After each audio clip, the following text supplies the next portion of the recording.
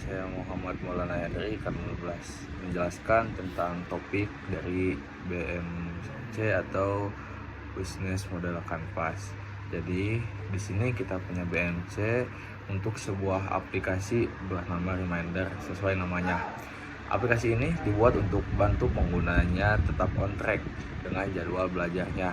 Cocok banget buat mahasiswa yang sering keteteran atau masyarakat yang sibuk kerja tapi tetap pengen belajar. Reminder punya fitur-fitur keren kayak pengingat otomatis, jadwal belajar yang bisa disesuaikan, dan evaluasi rutin supaya kita bisa lebih disiplin dan efisien dalam belajar.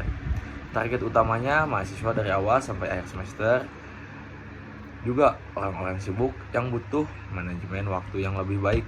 Untuk jalaninnya, kita kerjasama dengan pengembang aplikasi, institusi pendidikan, dan pakai teknologi cloud biar aksesnya gampang. Sumber pendapatan dari fitur premium dan kerjasama dengan lembaga pendidikan.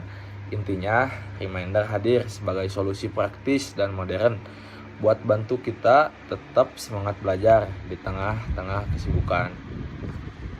Baik, selamat pagi, siang, atau sore Ibu. Perkenalkan, nama saya Ardi Nugroho Jati. Di sini saya akan menjelaskan key partners dengan key activities. Pertama, saya akan menjelaskan mengenai key partners atau mitra utama dalam proyek ini. Mitra utama yang kami libatkan sangat berperan penting dalam mendukung kelancaran dan keberhasilan program. Yang pertama, ada fakultas dan universitas. Mereka menjadi pendukung utama dalam hal akademik dan sumber daya. Selanjutnya ada psikolog pendidikan yang akan membantu dari sisi mental dan emosional mahasiswa, khususnya dalam menghadapi stres dalam pembelajaran. Kami juga bekerja sama dengan pengembang aplikasi produktivitas untuk menyediakan tools atau aplikasi yang menunjang manajemen dan waktu tugas.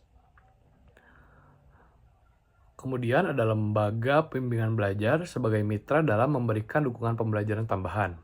Dan terakhir, kami juga menggandeng komunitas mahasiswa berprestasi untuk berbagi pengalaman dan membangun lingkungan belajar yang positif. Selanjutnya, key activities atau aktivitas utama dari program ini. Aktivitas pertama adalah pengembangan sistem manajemen tugas agar mahasiswa bisa mengatur waktu dan pekerjaan dengan lebih terstruktur. Kemudian ada pelatihan manajemen waktu dan fokus untuk mengingatkan efektivitas belajar. Kami juga melakukan analis pola prokrastinasi supaya bisa tahu kenapa mahasiswa suka menunda-nunda tugas dan bagaimana cara mengatasinya. Selanjutnya adalah pembentukan kelompok belajar bersama, karena belajar bareng bisa meningkatkan motivasi dan saling bantu. Dan yang terakhir ada pengembangan teknik belajar efektif supaya mahasiswa bisa menemukan cara belajar yang paling cocok buat mereka. Mungkin sekian dari saya. Wassalamualaikum warahmatullahi wabarakatuh. Baik, di sini saya akan menjelaskan tentang value proposition-nya dan customer relationship. Value proposition dalam model bisnis ini berfokus pada manfaat yang ditawarkan kepada pengguna, khususnya mahasiswa. Yang pertama, meningkatkan produktivitas akademik. Aplikasi ini membantu mahasiswa mengelola waktu dan tugas dengan lebih efisien sehingga mereka dapat mencapai hasil akademik yang lebih baik. Yang kedua, mengurangi stres terkait manajemen waktu. Platform ini membantu mahasiswa mengatasi kecemasan dan tekanan yang sering muncul akibat kesulitan mengatur waktu dan prioritasnya. Yang ketiga, meningkatkan kualitas hasil belajar. Dengan pengelolaan waktu yang lebih baik, mahasiswa dapat fokus lebih maksimal pada tugas-tugas penting dan pekerjaan dengan kualitas lebih tinggi. Yang keempat, keseimbangan waktu belajar dan istirahat. Aplikasi ini membantu menciptakan jadwal yang menyeimbangkan antara waktu belajar dan waktu istirahat, mencegah kelelahan dan burnout. Yang kelima, peningkatan kepercayaan diri akademik. Dengan kemampuan mengelola waktu yang lebih baik dan melihat pencapaian mereka, mahasiswa dapat mengembangkan rasa percaya diri yang lebih kuat dalam kemampuan akademis mereka. Lalu selanjutnya customer relationship. Bagian ini menjelaskan bagaimana bisnis membangun dan memelihara hubungan dengan pengguna. Yang pertama, pendampingan personal dari mentor akademik. Mahasiswa mendapatkan bantuan dan bimbingan langsung dari mentor yang memahami tentang akademis mereka. Yang kedua, komunitas pendukung sesama mahasiswa. Platform ini menyediakan ruang bagi pengguna untuk saling terhubung, berbagai pengalaman, dan memberikan dukungan satu sama lain. Yang ketiga, laporan kemajuan mingguan. Pengguna menerima laporan rutin yang menunjukkan kemajuan mereka dalam mencapai tujuan manajemen waktu dan akademik. Yang keempat, ada sesi umpan balik dan evaluasi berkala.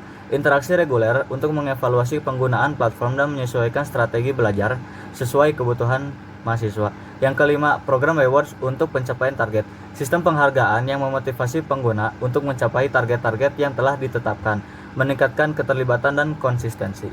Baik, sekian dari saya. Baik, di sini saya Muhammad Maulana Henry akan menjelaskan customer segment dan channel. Saya akan menjelaskan customer segment terlebih dahulu atau segmen pelanggan. Aplikasi atau layanan ini ditujukan untuk mahasiswa dari berbagai jenjang, mulai dari tingkat awal hingga tingkat akhir. Fokus utama adalah mahasiswa yang memiliki beban kuliah yang tinggi, sering menunda tugas, dan memiliki manajemen waktu yang kurang baik. Mereka adalah kelompok yang paling membutuhkan bantuan dalam mengelola waktu dan tugas-tugas akademik mereka. Terus, saya akan menjelaskan tentang channel atau saluran distribusi. Untuk menjangkau dan membantu para mahasiswa tersebut, digunakan beberapa saluran, yaitu yang pertama, aplikasi manajemen tugas yang dirancang khusus untuk kebutuhan akademik mahasiswa. Workshop manajemen waktu yang diselenggarakan di kampus untuk memberikan pelatihan langsung.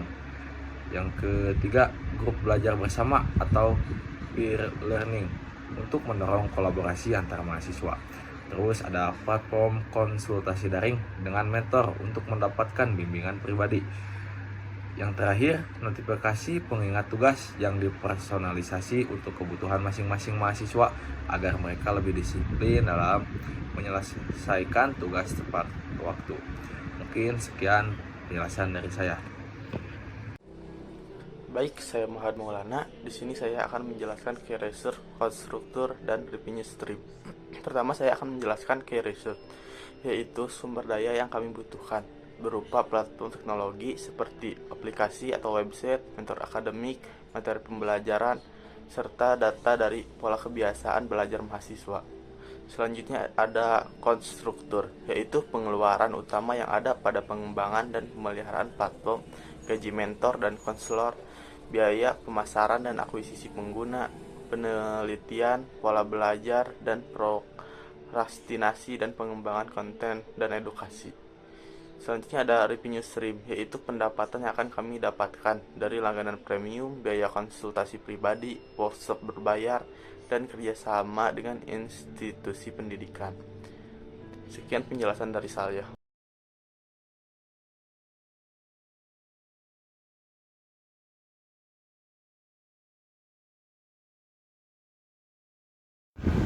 Baik, di sini saya akan menjelaskan lesson learn-nya atau pembelajaran yang didapat selama proses penyusunan ide bisnis ini. Yang pertama, kolaborasi adalah kunci keberhasilan.